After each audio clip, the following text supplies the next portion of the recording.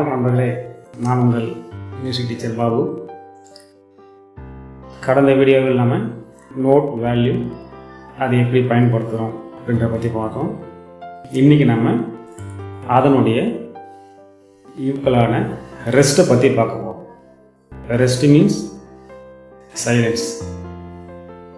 மியூசிக்கில் சைலண்ட்டாக இருந்தாலும் அது டியூரேஷனில் கணக்கு வரும். அதை பற்றி நாம் இன்றைக்கி பார்க்க போகிறோம். முதல்ல whole rest. Whole rest means already நம்ம ஹோல் நோட் பார்த்துருப்போம். இதனுடைய கரஸ்பாண்டன்ட்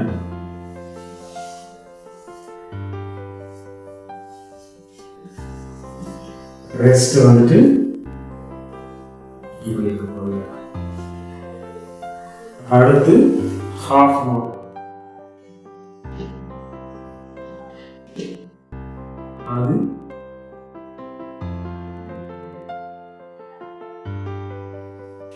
அதுக்கு அடுத்தபடியாக குவார்ட்டர் நோட்.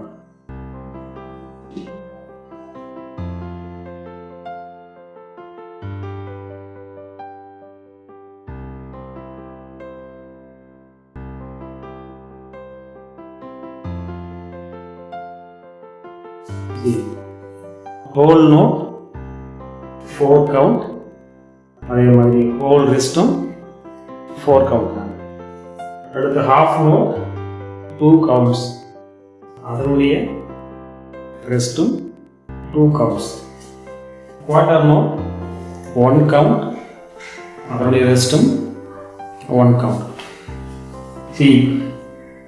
ஹோல் ரெஸ்ட் அது எங்கே இருக்குன்னா 4th லைனில் below the 4th line இருக்குது. இது ஹோல் ரெஸ்ட்னு சொல்கிறோம். அடுத்து ஹாஃப் ரெஸ்ட் 3rd லைனில் மேலே இருக்கும்.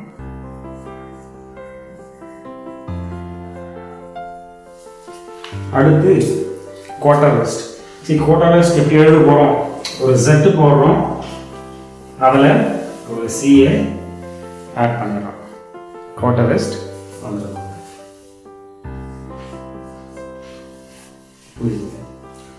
இது 4 count rest, 2 count rest, 1 count rest. இதில் நம்ம முக்கியமாக கவனிக்க வேண்டியது ஹோல் ரெஸ்ட். இதுக்கு இன்னொரு பேர் இருக்கு, ஹோல் பார் ரெஸ்ட் ஆர் எம்டி பார் ரெஸ்ட். இது 4 கவுண்ட், பட் 3/4 இதை நம்ம யூஸ் பண்ணோம்னா ஒரு பாரில் ஃபுல் பார் எம்டியாக இருந்தால் இதை யூஸ் பண்ணிக்கலாம். இது அந்த இடத்துல 3/4 3 கவுண்ட்டாக மாறிடும். 6/8 ஒரு பார் ஃபுல்லாக எம்டியாக இருந்தால் இதை யூஸ் பண்ணிக்கலாம். அந்த இடத்துல இது 6 ஸ்கொயர் பீட்ஸ் ரெஸ்ட். ஆக இது 4/4 4 count, 3/4 3 count, 2/4 2 count, 6/8 6 square beats rest. இன்னைக்கு நம்ம பார்த்தது ஹோல் நோட் அதனுடைய ரெஸ்ட், ஹாஃப் நோட் அதனுடைய ரெஸ்ட், குவார்ட்டர் நோட் அதனுடைய ரெஸ்ட், எம்டி பாரோட இன்னொரு நேமும் பார்த்துருக்கோம். நன்றி.